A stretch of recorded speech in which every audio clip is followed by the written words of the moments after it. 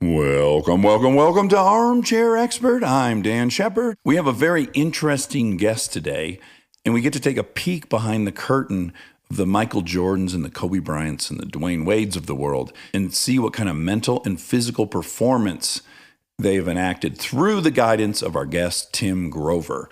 Tim Grover is a mental and physical performance coach, and he's worked with the best of the best and was featured in our favorite documentary, The Last Dance. So please enjoy Tim Grover. He's an armchair expert. He's an armchair expert. He's an armchair expert. Tim, how are you? Where are we talking to you at? From Chicago. Oh, yeah. Now, you're from Chicago. What did your parents do there? Both my parents were actually in the medical field. My mom was a nurse practitioner, and my dad was a professor at Northwestern University. Oh, really? He taught medicine. Correct. And were you guys tight? Very close. Yeah, Monica knows Indian families are extremely tight. Both my parents are Indian also. Oh. Yes. Would I be right to guess that you're Northern Indian? Yes. Okay. How long had your parents been here? Or are they themselves second generation or? No, that was first generation here. We actually went from India to England and then from England to here. So all of us moved from India to England. And then my mom came over to the States because there was a huge nursing shortage in the States. And she was able to find work a lot easier than my dad was. So basically, my brother and myself, we stayed back in England. That's where I was born. So we were there for 4 years. And then when my mom got settled over here, my dad brought my brother and myself over here. Well, and you have a very obvious Chicago accent that maybe you're aware of or not aware of. Well, thank you so much, because everyone always says it's a New York accent. I was like, no, it's not a New York accent. It's a Chicago accent. I recently interviewed Monica's dad. And I said, was it so weird for you to have this daughter who was so prototypically American, like a cheerleader, all the stereotypical ways you would think of an American teenage girl? And I wonder if your dad, gets a kick out of you having this Chicago accent. I feel like if I moved somewhere, my kids had that, I would be amused by it. It was funny. Both my parents speak like the broken English, like they communicate with us half English, half Punjabi. And when they were really upset, it was all Indian, all Punjabi. And I don't speak the language, but boy, did I understand everything. That was my mom, too. Same. She Yeah. can't speak it, but she can understand everything. Same Yeah. situation. She knows how to get yelled at in it. Oh, yeah. So what was your career path? I know you played basketball competitively and you even got recruited to play in college. What did you major in at college? I'm sure you were probably pressured into going into medicine. Oh, of course. Listen, I don't know how it is now, but I always say that if you're a son or daughter of Indian parents, you have two options as a career. A doctor is one, and a doctor is second. That's it. Every now and then they'll be like, yeah, if you want to be a lawyer, you can be a lawyer. I was just going to say, it got expanded to lawyer in Monica's generation. Yes. Yeah. With each generation, it got expanded. Then after the lawyer, there was engineering. Tech. Yeah. Yes. Yeah. But when I was growing up, it's one of those two.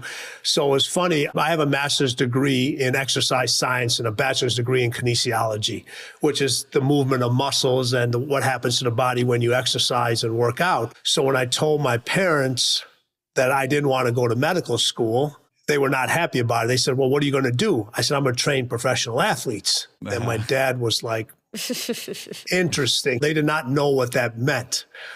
In their defense, in that era, it wasn't a known thing. Like now people are very accustomed to the idea of an elite performance coach. But back then that wasn't in the zeitgeist. Not at all. The only thing they could equate it to was being a gym teacher. Yeah. And no offense to gym teachers, but that's all they had. My dad said, well, listen, we still want you to take the entrance exam for med school, which is the MCAT. And I took it the first time and I totally bombed. on purpose. And when we got the results, my dad goes, nice try. He goes, I was already ready for this.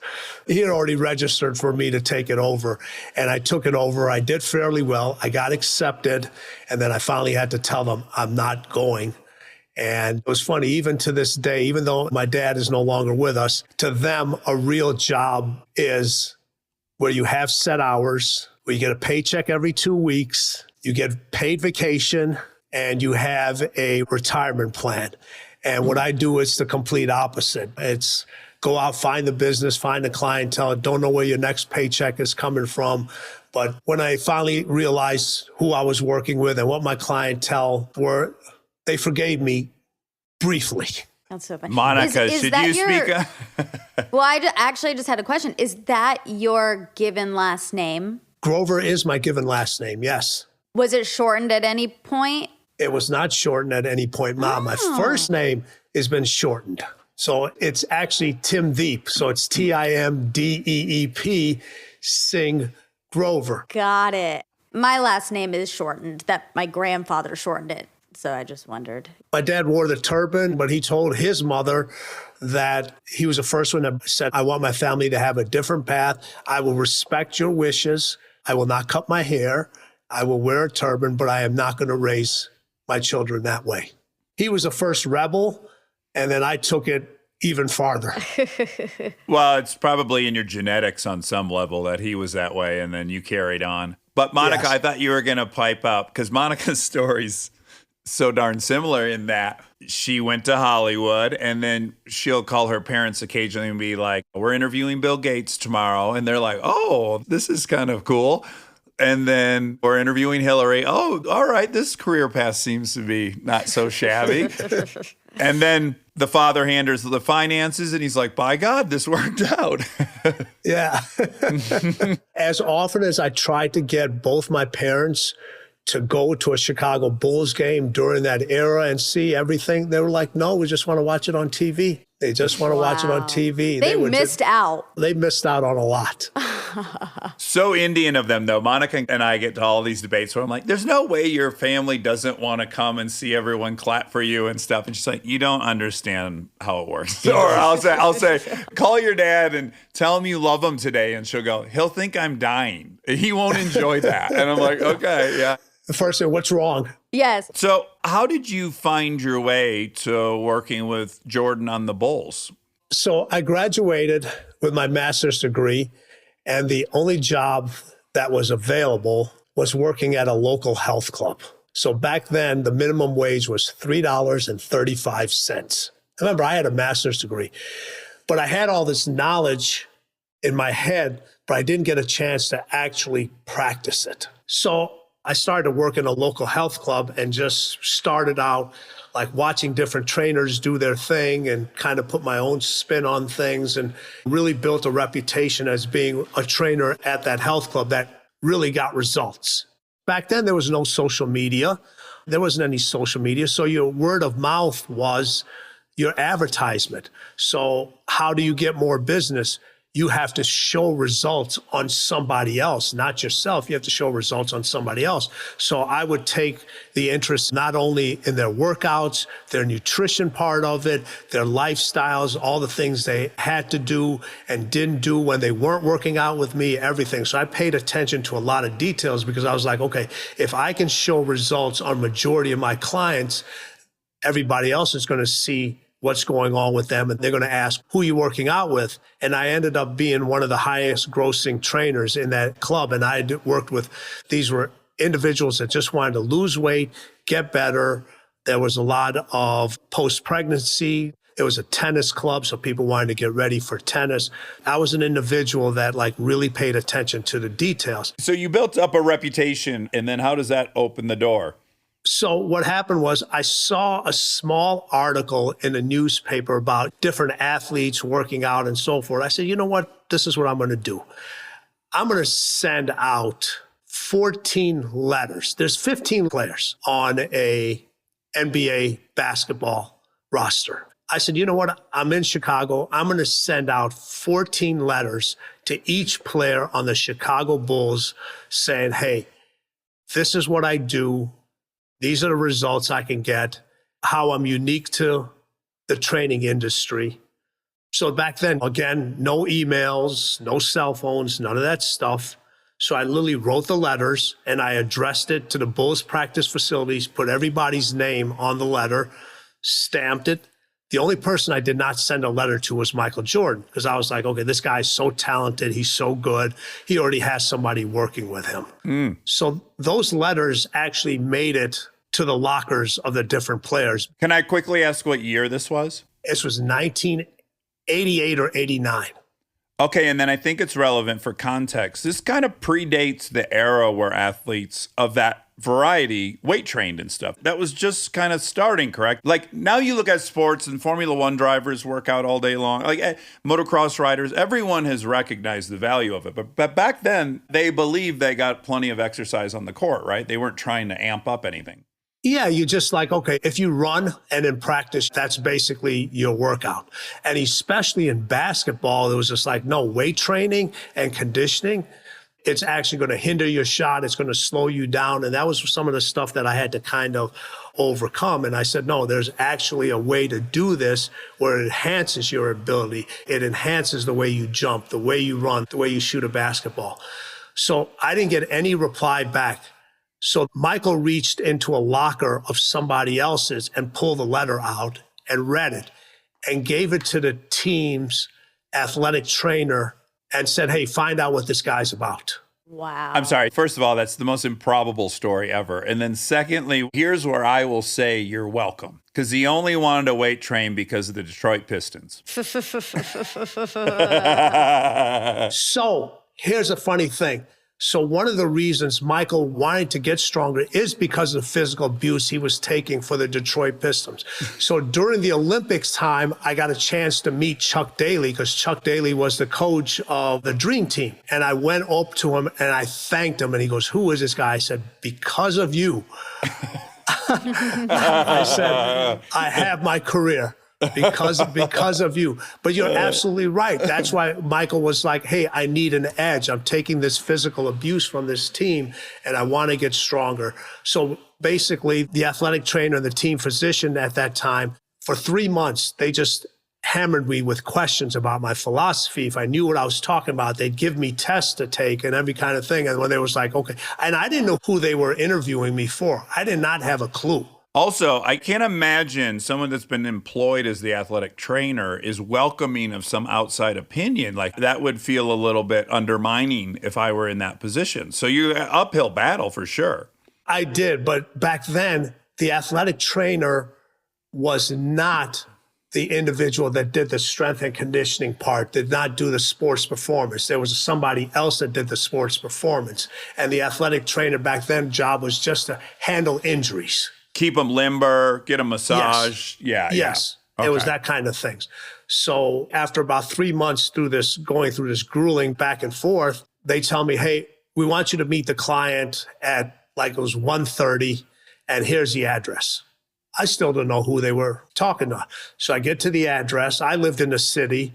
This was out in one of the suburbs. So I ring the doorbell and Michael Jordan opens the door. Okay, back up. As you're pulling up to this house, you're definitely thinking, No, it wasn't that house back then. The later house has got the big gate. It's got a 23 on it. You'd be like, okay, you kind of know it's this one. I mean, like I said, I didn't have to go through security or anything. I just like walked up to the door. That might be the last time Michael Jordan actually answered his own doorbell. And here's the crazy part about it. Everybody knows how Michael is a Nike guy. With the brand Jordan. I had a pair of Converse on. Uh-oh. I think we learned in Last Dance, that was initially, though, the deal they were going to sign. Wasn't it with Converse, I think? Well, he wanted to go with Adidas first. And Adidas said no. And then Converse also said no. And then Nike finally said yes. $25 billion later. Yeah. And I was like, all right, I better take off the shoes. I take off the shoes before I go in the house. And of course, I got 2 big holes in my socks. So I'm like, okay, this interview is going really, really well. So I left the shoes at the door. We went downstairs. We spoke for about an hour. I told him what my philosophy was, what I could do, how this would be advantageous to him. And his comment was, and I talked about this in the book Winning, he says, "This don't sound right." And I said, "Give me 30 days. What were a couple of the components of that stood out as being wrong to him? What were some of your ideas? Well, I told like how he'll be able to jump higher, how he'll be able to run faster, how he'll be able to reduce his injury, the stress on his joints, the stress on his ligaments. And he just wanted to get stronger. And I said, back then I was like, "Mr. Jordan, before we get stronger, let's address all the little nagging injuries that happen to you all the time." Because nobody had seen an athlete do the things that he did. And he had constant little pulls here, a groin pull, a hamstring strain, a calf pull here and there. I said, let's address those things. If we address those things alone, you're automatically going to be a better player. You're automatically going to be a better athlete because now your body is functioning at a higher percentage. Can I guess at something that I would imagine most of his injuries were the result of working these same muscle groups and there being some imbalance, and that the weaker ones that weren't conditioned would have to give way. Was that part of the thought you had? Dax, that's absolutely right. And some muscles were being overworked, some muscles were being underworked. And so I put a plan together and I said, give me 30 days. 30 days turned into 15 years. Wow. And 6 championships later, gold medals, everything. I mean, you want to talk about a client to put you on the map. My God. I mean, I imagine from the success of that onward, most people would want to work with you that are in that line of work. Yes, but here's a crazy thing. So Michael always has this saying, they had to get his permission. So when they would ask him whether they could work with me, he was like, listen, I don't pay him to train me. I pay him not to train anybody else. That's smart. Yeah. So for many years up to that point, he didn't allow me to work out with other individuals. And then he finally loosened up a little bit and said during the off season, I could have clients. And then we had this thing called the Breakfast Club where he would invite other teammates to come work out with him. So Scottie Pippen became a member of the Breakfast Club and Ron Harper became a member of the Breakfast Club. So every morning, those 3 individuals would work out together and they would do a lot of the similar things. And then I would address different issues that each one of those have, but they held each other accountable. And they knew that Michael said, I need these individuals to be playing at the highest level in order to achieve these championships. Boy, I'm reminded of the other doc I loved this year, which was the Tiger Woods doc, in that his caddy, when Tiger took some time off, his caddy asked him if he could caddy for someone else. He said yes, and then he never called him again. So heartbreaking. It is. These individuals, they're not leaving anything up for question, right? They're going to do every conceivable thing to have an advantage. Everyone says, when you're that good, when you're that talented, and this is in sports, business, whatever it is, you're not trying to get 1% better. You're trying to get 0.0001% better.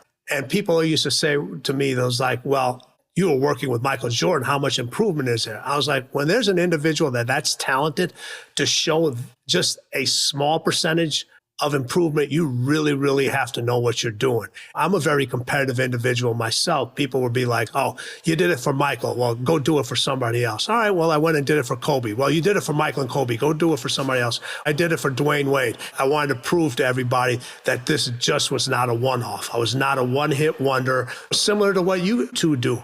Each podcast, you set a standard for yourselves, and you want to not meet that standard. You want to exceed that standard every opportunity you get.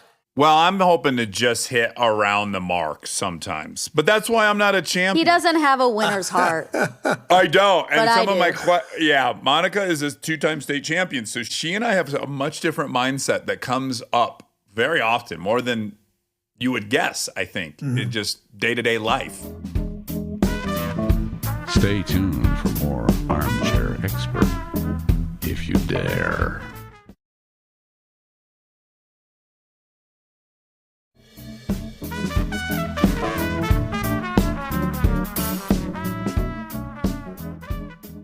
Well, I just got to say one thing. I was reminded of, you had the opportunity to go out and prove that you could do it with other people, which is fantastic. But it did remind me of that great moment in Last Dance when they asked Steve Kerr what makes the Bulls so special, and he starts to concoct an answer, and then he just goes, we have Michael.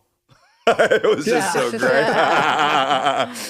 But here was one of my first thoughts. Like, so I was watching that documentary. Monica and I loved it. It's our favorite doc ever. Yeah. And you play such a big role in it.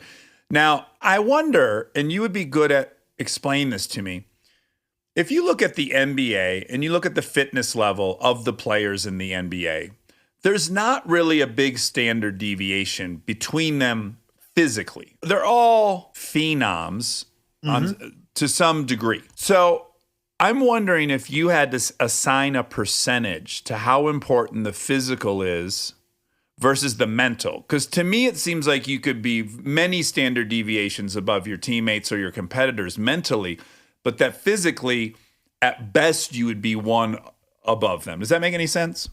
Makes all the sense in the world. Listen, you can't play at that level and not be in physical condition. Obviously, there's going to be some athletes that are going to be able to jump higher, move better, move laterally faster, do those different things. And a lot of that has to do with a genetic makeup or what position you're playing in.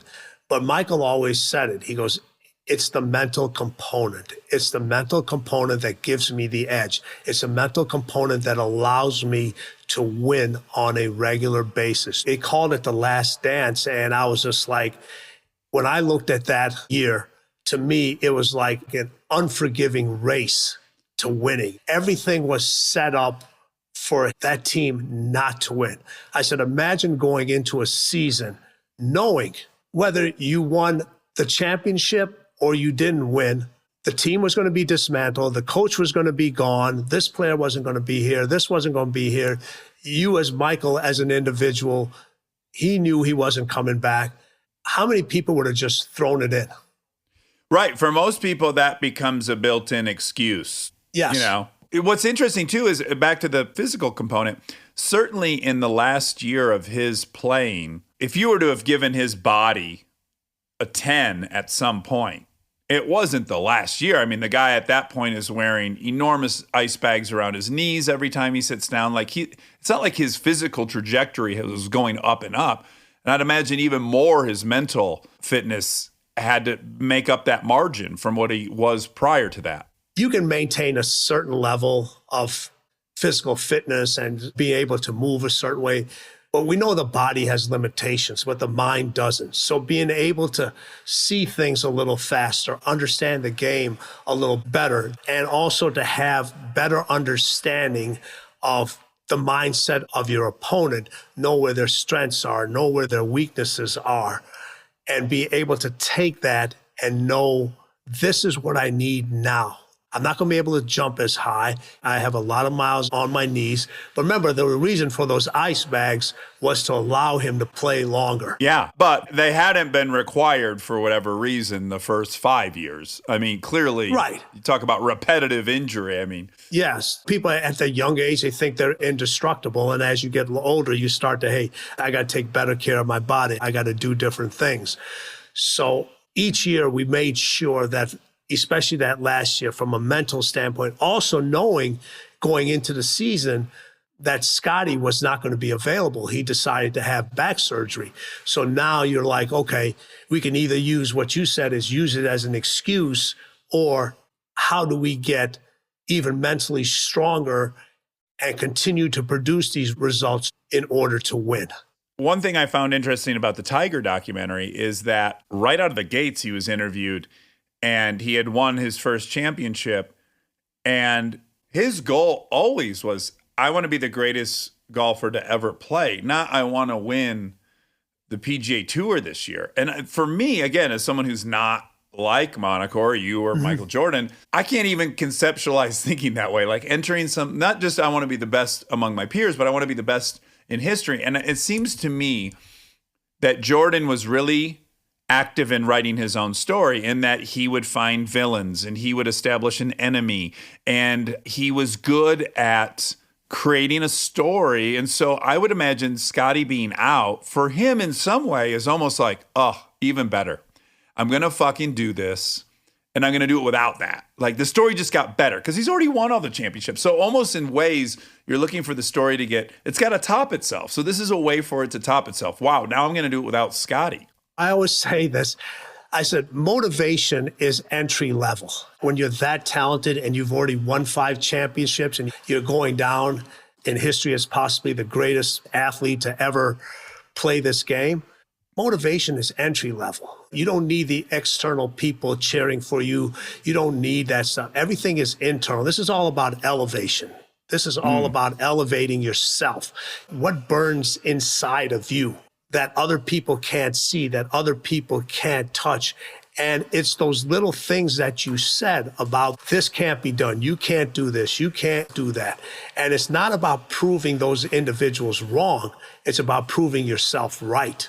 It's like, yes, I can do this. Right. So in your book, Winning, The Unforgiving Race to Greatness, we get to learn about some of the things that Jordan did, Kobe did. What can an average person take from that? What possibly did they do that you could apply to yourself?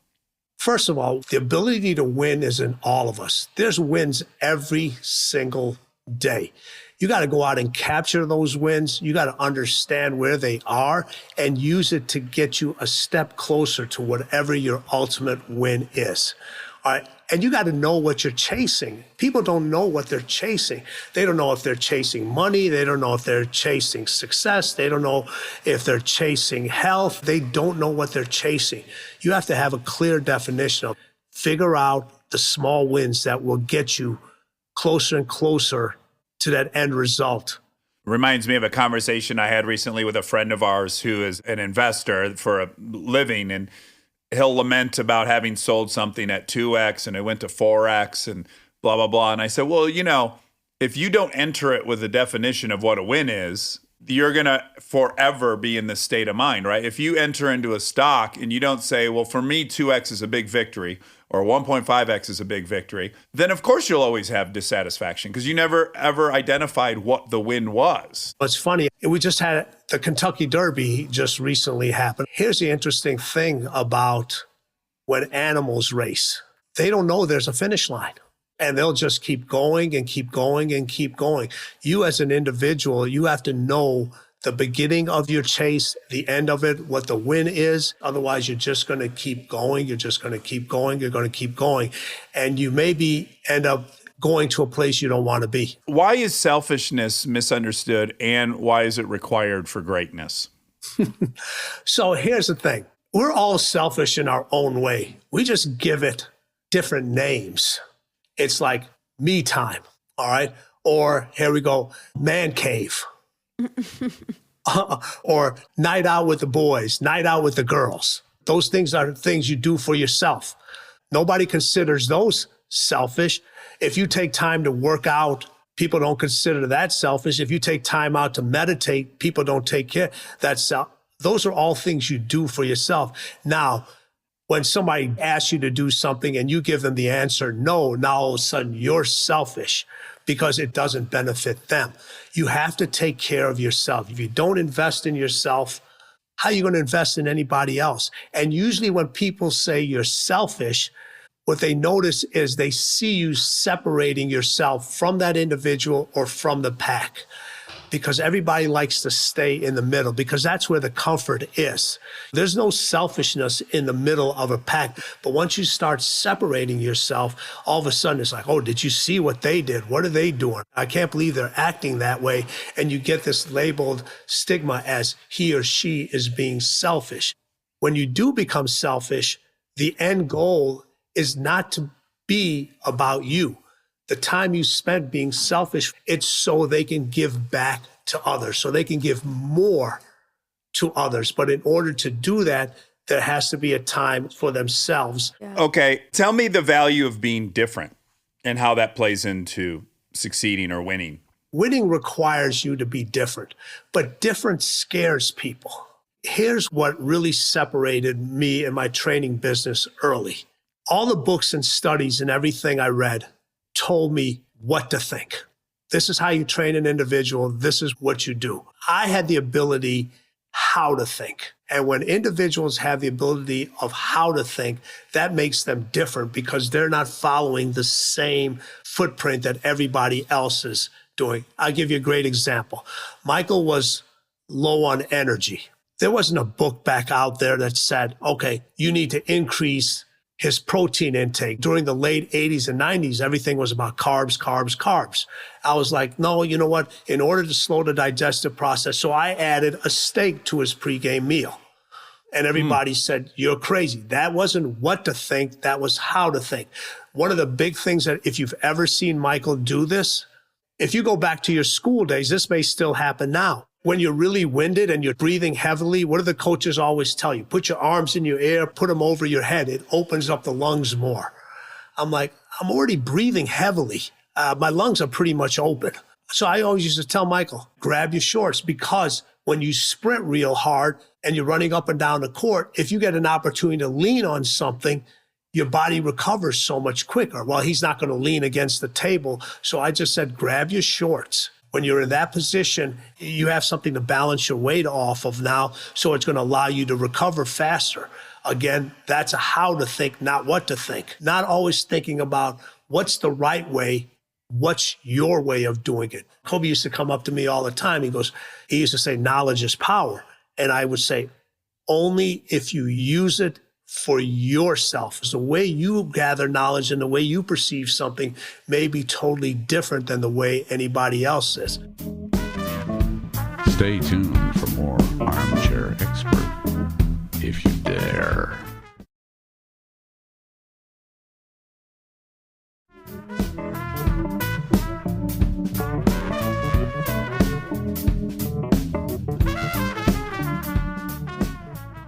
Now, one thing in your book I can't wait to hear the answer to is that waking up at 4 a.m. to exercise is bogus. So at some point, I must have been sleeping during this time, where sleep deprivation became a sign of success. And people always ask me, when's the best time to work out? Whenever you can work out. Plain and simple. Now, are there advantages of working out real early? Yes. But they're so small. And for the average individual, it does not make a difference. Work out what's best for you, where you can get the most results. Now, with Michael and my athletes, we had a particular time. We would either work out at 5 a.m., 6 a.m., or 7 a.m. because we wanted him to get it in early before practice and get it out of the day in case we had something to do late at night. And the reason we chose the 3 different times is because not all his games were played at the same time. Sometimes you'd play a game in New York and then you'd have to fly to LA. So if you constantly work out at the same time, and this was another thing about being different, it's just like, all right, well, I need Michael's muscles from a physical standpoint and from a mental standpoint to be able to work at all these different time zones. So we would literally make the adjustments in our workout depending on the different game and whether it was a West Coast trip, an East Coast trip, whether he was going Pacific time, Central time. So that way his body was ready at all these different times. But for the average individual, if you can't go to the gym and give you maximum effort at 4 a.m., then don't do a 4 a.m. workout. Well, I think people focus in on these things and they ignore the bigger issues, right? Like consistency. First of all, if you have maximized consistency, then you can start focusing on, do you have higher HGH levels in the morning, blah, blah, blah. But people are generally leaping to this extraneous detail before they've even got the basics down, I think is fair to say, right? Oh, that's a great thing. It's just like the New Year's resolution thing. Everybody like, okay, I'm going to go to the gym. I'm going to stop drinking. I'm going to stop smoking. I'm going to eat better. I'm going to do paleo, or I'm going to do keto, or I'm going to do no carbs. And they haven't been in the gym in 9 months. And they go in and they try to do all these things at once, and they never master one thing. They never get consistent with one thing before they add something else, and they always fail. When I did the training early in my stages, I would never give my clients a nutrition plan in the beginning. I would say, all right, let's get into the workouts. Let's get you consistent here. Let's make sure everything is working correctly. Then from there, we would add a nutrition plan. Then from the nutrition plan, we would add a hydration plan, which I know are big. And I'm very impressed that you haven't had to go to the bathroom yet either. So I have to. I just haven't gone. So you said it great. You need to get consistent And master, I always say, everybody wants to go to great. Well, you got to master average first. Then you have to master good. And once you've mastered that, then you can start chasing greatness. Okay, so now I'm going to ask some kind of theoretical questions because I am not a winner like you and Monica. Do you ever ask yourself, what is the value of winning? Why is it a pursuit? Is the pursuit to winning a pursuit to happiness or contentment or fulfillment? Well, in the book, I asked all my athletes, and I've asked numerous people, I said, describe winning in one word. Kobe's answer was, winning is everything. And what he meant by that is the feeling you get from winning. When you've won at something, there's this euphoric feeling. When your kids win at something, you have that feeling. When the people you care about, your teammates, other individuals, you have that feeling. To me, that's what they're chasing. It's that winning is everything sensation. It's that high they get that they can't get from anywhere else. That's their addiction. We're all addicted to something. That's their drug. Well, it's funny you bring up Kobe because this is the first time I really questioned myself about this. So there's that great documentary about him, Muse. And I want to be delicate with me saying all this because he died. I loved watching him. What he did for the city of LA is amazing. I have great admiration for him. But his dedication to winning, from my perspective, took a huge price. There was a lot of fallout from his dedication to winning. Yes. If you listen to his teammates when they're interviewed, they just straight up say he's an asshole, but we won. Now, if you ask Shaquille O'Neal's teammates about him, they'll say, greatest 3 years of my life being on a team with Shaquille. Now, Shaquille didn't have what Kobe had. He didn't have that psychotic obsession with winning. And as a result, he didn't win as much. He won, but he didn't win as much as Kobe. And he'll have a different place in history. That documentary concluded, and I thought, wow, what's the price to be able to lie on your deathbed and say, I won? Versus I'm on my deathbed and here's all my teammates who love me and I made their lives better and we all made each other's lives better. What are you going to value? Now, I have a best friend who watched it. We watched it on the same night. Next morning at work, we're talking about it. He was like, that's my new Bible. I'm Black Mamba. I'm going to be Kobe. I want to win. I'm like, wow, I took the opposite, which is winning can cost a lot more than some people want to admit. It does, but only you can determine that price. Now, did all the teammates that were with Kobe that won with him, did they benefit? They definitely did benefit. They have a place in history. They won championships. They probably, if they went to another team because they had a championship pedigree, they probably made more money. So it's just how you look at it. In the book, Again Winning, I talk about there is no balance. I've not known one highly successful person that's fully balanced. People love to talk about balance after they become successful. They tell all the other individuals, don't do this, don't do this, don't do this. And to me, balance is not about adding. And everybody when you tell them they need more balance in their life, everybody wants to add more stuff. Kobe deleted. And so him to get closer to balance, it wasn't about the addition, it was about the deletion because winning was the greatest thing on that scale. I always ask this question, who wants zero happiness? Obviously, nobody raises their hand. So who wants zero success? Nobody raises their hands.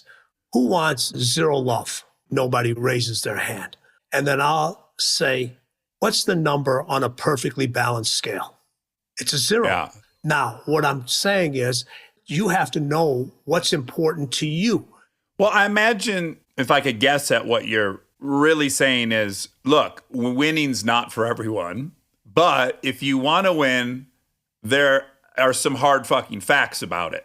So it's all up to you. I'm not saying everyone in this world has to be a winner, but if you want to be like Michael Jordan. So The Last Dance has been this great bridge of interviewing people because everyone watched it. We talked to Bill Gates and I say, you must have felt some connection to him despite doing drastically different things, that you both were just singularly focused and hell-bent, and that there was probably a lot of personal casualties associated with that.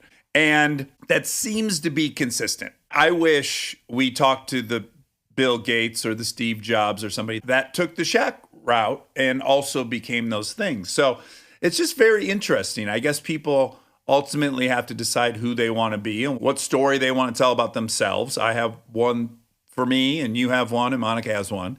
And I don't think I'm saying no one should try to be a winner. But from my perspective, I often look at the pursuit of winning as a results-oriented life.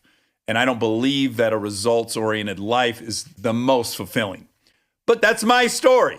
But see, here's the thing, that's your win. That's your definition of a win. Your definition of winning could be completely different than somebody else's. Michael's definition of winning is different. Kobe's definition of winning was different. Dwayne's, Serena Williams, Bill Gates, all these individuals, their definition of winning is different. And that's why in the book, I don't tell you what to do, because your whole life, people are telling you what to do. This book is about you deciding what you want to do and what your wins are in life. Yeah. And not to mention, you did win by so many standards. Now you're at the point where you're saying like process is the goal, but you have a lot of results under your belt that you chased for a long time and got. And now you can say, oh, it's process. But you did go through that same thing. You're right. I wanted to be funniest on stage at the Groundlings. I didn't want to be middle funniest. I certainly wanted to be funniest. Right. Yeah. And I agree with you. You get to define what winning is. And yeah, currently at 46, winning for me is enjoying process, regardless of outcome. At certain stages, earlier in the stages of you said, just what Monica said, when you got on stage, hey, damn it, I'm going to win this thing. I'm going to be the funniest person on this stage. Now, you won that. Now you see and perceive winning, and the race that you're in to win now is different than what somebody else's race may be. Now you go back to an individual who's 20 years younger than you are, who's trying to get to where you're at. Their perspective of winning back then maybe is totally different than what it is now. Yeah, it evolves for sure. I just have a quick curiosity question. You also got to observe Rodman a lot. I did. And this is going to be just a total guess. First of all, what a physical phenom. I mean, of all the bodies that ever existed in the NBA, his is my favorite. And his conditioning was off the charts. Unbelievable. And if I told you Dennis's pregame meal before every single game, a bucket of KFC. Oh, wow. Right. So this is where I want to play armchair therapist for 1 second. Because Michael had a very prominent father figure, and he had a great relationship with him, I think taking instruction from you and listening was easy for him. And I imagine for Rodman, who did not have a male presence in his life, like myself, I find it absolutely insufferable to receive instruction from a male. And I look at Rodman and I look what he did on his own, and I just try to imagine. Can you imagine if he had been working with you? What you could have done with that canvas? So Michael actually asked me, he goes, hey, Dennis would work out on the road all the time. He goes, I want you to, after you get done working out with me, find out when Dennis works out. And I just want you to observe him. So I would watch Dennis work out. And honestly, there was no structure, no plan, no nothing. One day he just said, I'm going to ride the bike. Other day he's going to lift. He just did what he wanted. And I tried to kind of talk to him. But one thing you had to understand with Dennis is structure was not in his winning vocabulary. If you tried to structure him, it was actually going to go the other way. So his language of winning is completely different than Michael's language of winning, but the result of winning was the same. Yeah, it's almost like he craved chaos. Like he excelled in chaos, which weirdly is something I think I too have, is like, I like when it gets chaotic. That's when I feel like I shine. So yeah, I've loved watching the difference between those two, both of them incredible executors at all times. You remember that story where Dennis disappeared to Vegas. I can't remember if it was just supposed to be for a day pass, and he didn't come back until like 48 hours. Yeah. So they run this drill in practice where everybody runs around the court, and when the coach blows the whistle, the person at the end of the line sprints to the front. And they just keep going until the coach said. So they had all said, okay, hey, let's teach Dennis a lesson for being gone for 48 hours. So what happened was when it was Dennis's turn, when they blew the whistle and Dennis was at the end of the line and he ran to the front, everybody else that was in the back of the line couldn't catch Dennis. He was just so far ahead of everybody. And they was just like, well, maybe we should send him to Vegas more often. Yeah, MJ says, like, don't let him get at the front. And he had probably been awake for 4 days and somehow still outpaced all those folks. Yep. Yeah, so you just try to imagine what he could have done if he could accept guidance. It's a little heartbreaking. That's what made Kobe so frustrated with Shaq, because he was just like, man, if you had the same discipline and the work ethic that I had, we wouldn't be talking about winning 3 championships in a row. We'd be talking about 10, 11, 12. Yeah. Yeah, but that was a different thing. They had the ingredients to definitely make history. Right. And that was one of the things that they would always butt heads about. Mm-hmm. Mm-hmm. And I guess I'm Shaquille in this story, and you guys are Kobe. So, and all winners. Yeah, Shaquille wanted to be a personality, and he continues to be one. And his kind of, you're right, his singular focus was not rings. It was Shaquille. Right, exactly. That's a great way to put it. He's a phenomenal business person. Obviously on TNT, he's one of the main guys over there.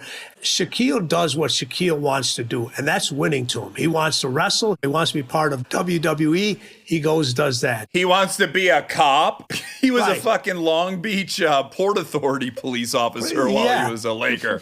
He wants to star in all of his commercials. He does that. He DJs at some of the biggest events out there. So being able to win in all those different things, that was important to him. Kobe was, this is what I want to win at right now. It was so fun to watch. Holy smokes. It was. You know, living in LA. What a show. All the time. Yeah, just incredible. Well, Tim, it's been such a pleasure talking to you. And people who want to win at whatever the thing is they want to win should read Winning, The Unforgiving Race to Greatness. Next time we talk, I want to know how on earth The Rock looks the way he looks. But that'll probably take another 2 hours. I can give you some insight into that. Yeah. I've heard from people who have shot with him and done movies with him that virtually the whole schedule operates around his workouts. Like the workouts are number one. And to your point, priority number one. Without this, all other things don't exist. Exactly.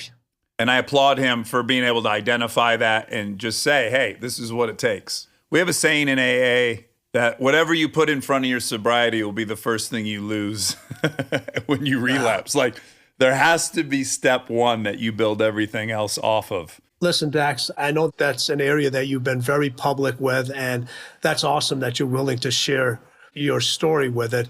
But this kind of goes to what I was talking about, your wins every single day. You literally chased it and caught it for 16 years. Yeah. For 16 years. And like I said briefly, and one day Winning decided not to take your call. Now you got to start it all over again. Yeah. And then you wake up and you've been traded to the Buccaneers, and you just hope you can Tom Brady it. That's a great example. I don't know, was he traded to the Buccaneers? No, he wasn't traded. But I woke up on a different team. Let's just say that. Okay, yeah, exactly. That's it. But see, being able to laugh at it and admit it, that's winning. Thank you, Tim. I appreciate that.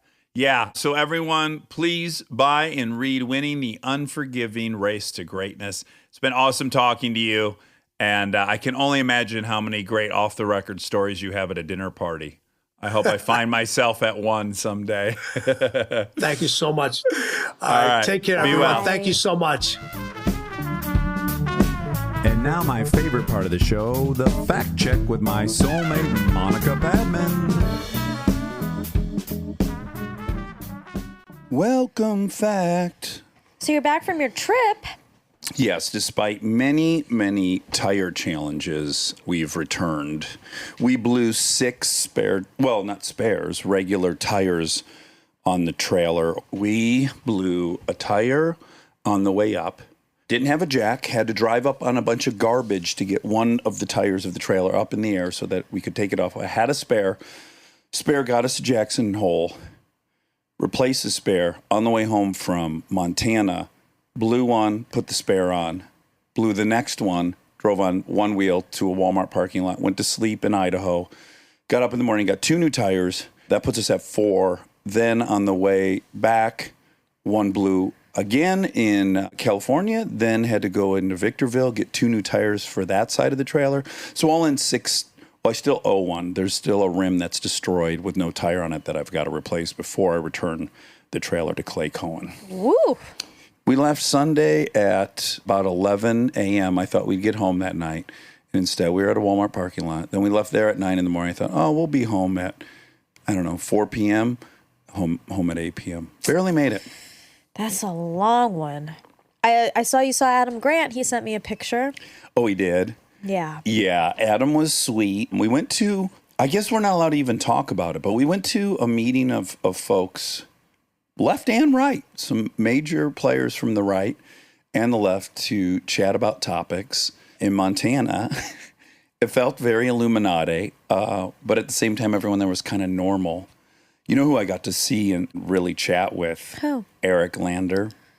Oh, cool. Oh, he's even more fun in person than we thought he would be from that That's awesome. Zoom call.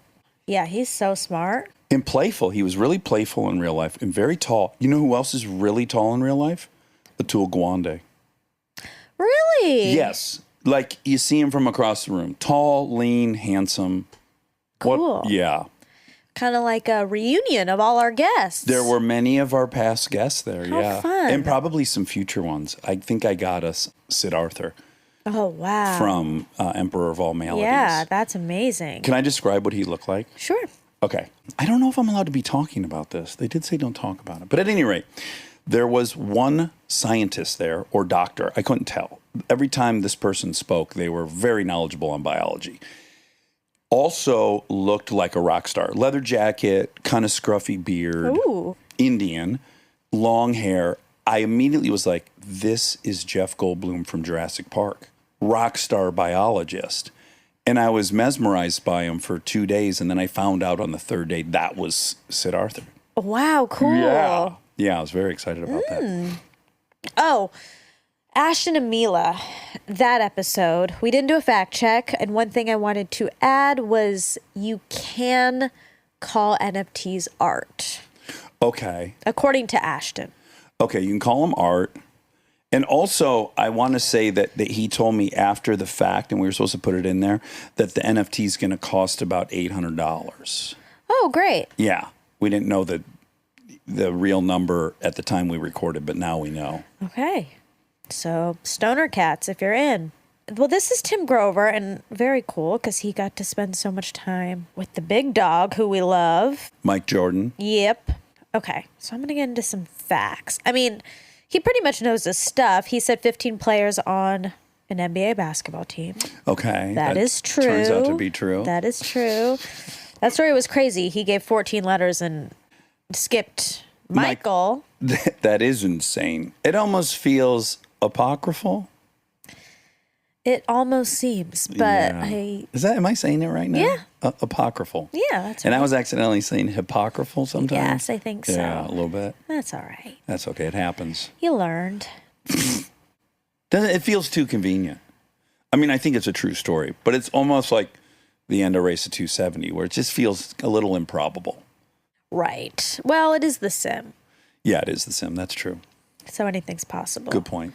Speaking of The Sim and Race to 270, Charlie, his wife Erica, broke her knee really badly. She tore her ACL, her MCL, and her meniscus. It's really bad. Oof. Poor thing. And she's an athlete, so it's really a lot for her. She's having surgery tomorrow, so sending her a lot of well wishes. But she heard it on a bird scooter. Uh-huh. She fell off of one, and apparently it happens a lot. Like I don't want to get in trouble, but People get hurt on it. many people have gotten hurt on bird scooters. And she was leaving a restaurant called the Red Bird. Oh, wow. And then yesterday I was with her and this crazy bird flew onto her head. What? And like jostled her and it kind of hurt the knee. It was really scary. Hold on. for What a was the second. setting? Were you guys at a zoo or No, an we were aviary? in her house. In the backyard. Yes, we were in the backyard. And a bird landed on her head. Well, a hawk was chasing this colorful bird, and then the bird flew into the fence. It was Oh, really boy. scary and sad, and then it was just kind of on the ground, like moving a little bit. And we thought, well, maybe it's just stunned, which it was because all of a sudden it just flew over and flew onto Erica's head. Oh my goodness. So the next stop was Erica's head. Yeah. So if anyone's missing, because it did seem domesticated. Oh. So in the And they've captured it? They did. Well, we had to, yeah, because we didn't want it to fly on somebody's head. So we captured it, and then I think they actually did let it free yesterday night. Okay. Once they knew the hawk was not around. It was a big day. Hold on. How were they containing the colorful bird? We just put a box over it that had holes in it. Oh, okay. All right. And anyway, that was a weird simulation. Like too many bird things. Right. Is there any kind of a lottery called like Bird Hunter? Or like she should be looking into the positives? the positive side of this. That's true. Let us know in the comments. Yeah, if there's any, maybe a company to invest in with a bird in the title. Maybe she should invest in bird scooters. No. No? I don't think so. Okay. That's enough of the bird scooter. For Erica. Okay, what was the initial shoe deal that Jordan was going to sign? In 1984, he was 21. He signed a 5-year deal with Nike, worth $500,000 per year. $500,000 a year. It was a struggling company back then.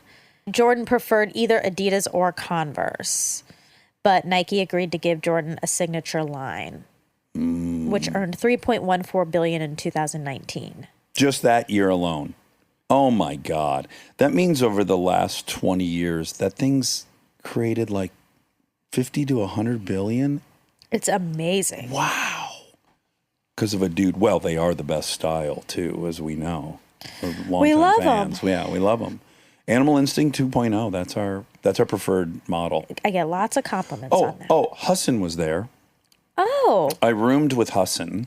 oh my gosh. Yeah, and he's a doctor when it comes to shoes because he had a nice pair of threes on. I said, "Oh, do you only roll with threes?" He's like, "No, I dance all over the spectrum." And I attempted to brag to him, and I showed him a picture of those crazy ones I bought. I've only worn them once at the airport when we went to Hawaii. They're like see-through bottom. They're incredible. Oh, And I showed him a picture, and he immediately said the name. He's like, "Oh yeah, I got those." And then I showed him a he pair I had did. ordered, and he said, "You're going to regret that. They're not Oh, as good no. as when they get to you in person. You're not going to like it." well, at least you have a person now to consult. Now I do, yeah. That's great. Okay, is Shaq a cop? Port Authority. Oh, okay. Well, he was named an honorary U.S. Deputy Marshal in 2005 Oh wow. and is an honorary deputy for the Broward County, Florida Sheriff's Department. And I think he was Los Angeles Port Authority, Let's see. which gave him the right to carry a gun with him at all times, I believe. There's not that much stuff on here about it. People seem to not be as interested in it as I was. I mean, the notion that while playing for the Lakers and winning championships, he was also a Port Authority? That's bizarre. Port of Los Angeles police officer Shaquille O'Neal stars in new public service announcement aimed at attracting new port police recruits. Interesting. Very interesting. Maybe he did it to help recruit. Well, I think he really wanted to carry a gun and Oh, a badge, yeah, too. sure. That's just what I think. I feel like I talked to him about it. On your weekend? No. Years ago, when he used to live across the street from Tom Arnold. Sure. And he'd be in his driveway a lot. And I think he had a Crown Victoria. Now, I could be imagining that part, but I think he had a Port Authority car, which is why I know all this. Oh, could you just have the car though? No, I talked to him, and he's like, no, I'm a police officer. Oh. I'm a Port Authority, as you just read. I'm a Port Authority police officer. Wow. Yeah. All right. How would they get a costume for him? Well, it's not called a costume, a work outfit. Oh, I mean, Like when they send him into the locker room to pick out your Port Authority outfit, there couldn't have been anything there. He had, well, I wonder if he paid for that or the city of Los they Angeles. probably had to cut a Several. couple and sew them together. Okay, patchwork. They have a seamstress on staff. Oh, they do at the Port Authority? Yeah. We talked a little bit about morning exercise versus other parts of the day, and he said, just do it when you can. On this, 5 benefits of morning exercise: helps you avoid distractions. You'll reap the mental benefits all day. Can make healthier choices. Oh, it says you'll sleep better and boost your metabolism. I like all those. I like Yeah. better sleep and higher metabolism. But I agree with him. If you can't do it in the morning, don't be like, well, I couldn't do it. Yeah, any version that includes not doing it isn't better than any Exactly. version including doing it. Just do I it. suppose unless you woke up and you set your alarm for 2 a.m., got up and worked out, and then went back to sleep. That'd probably be disruptive and bad for you overall. But Yeah. if you can get a nice pump in, We can ask Charlie. Ding, Okay. ding, ding. Let's see. We talked a little bit about Kobe, just to make very clear that we have a lot of reverence for Kobe. oh my God, I love Kobe Bryant. Yeah. Yeah, I guess I sound a little critical when I talk about him. I'm just pointing out personality types. Like I want to win at all costs. Right. And there are people that do want to win at all costs, and I love watching them perform. But me personally, it's not worth it. Yeah. I think I may have already told this story, but during Monica and Jess season 1, I had to go on a date with someone that Jess recommended, and we went to breakfast, and it was fun. It was like a totally fine, nice little breakfast date. We said bye and we walked to our cars, and then like 1 second later, he texted me. He said, "Oh my God, Kobe died." Oh, wow. And it kind of like weirdly, like we just like kept texting kind of all day, like weirdly, Yeah. Bonding. yeah, in some bizarre way, like while we were eating our breakfast, this crazy event. So sad, so tragic. I think I was shooting. When was that date? It was, Oh, yeah. It happened right before I was trying to rent a helicopter to fly to set in the middle of the desert. it was January 26th, 2020. January 26, 2020. It was right before COVID, yeah. Oh, wow. His birthday's only a day before mine. It's so sad his daughter was on the plane. Ugh, the whole thing is unimaginable. Yeah. Anyway, that's sort of a sad way to end it, but that's it. We love Kobe Bryant. We do. Don't ever borrow a friend's trailer and not inspect the tires really thoroughly to make sure that they're from a normal main brand of tire, no dry rot on the tires. Okay. And if you're going to travel through the hot desert, at 80 miles an hour, it'll save you time to get new tires on it before you leave. That's my big takeaway That's a from the good trip. lesson. Yeah, I think it's good. It's good, solid advice to live by. It's good to end on some Yeah, an ounce lessons of the day. ounce of preparation. No, Prevention. prevention's worth a pound of cure. Yeah, I would have never. If you had told me like, oh, you got to go put 4 new tires on that before you leave, I'm like, no way, 2 hours. But it cost us like maybe 20 hours. Yeesh. All said. That's That's okay. Still a great trip. Still a great trip. Still a success. great. All right. Love you. Love you.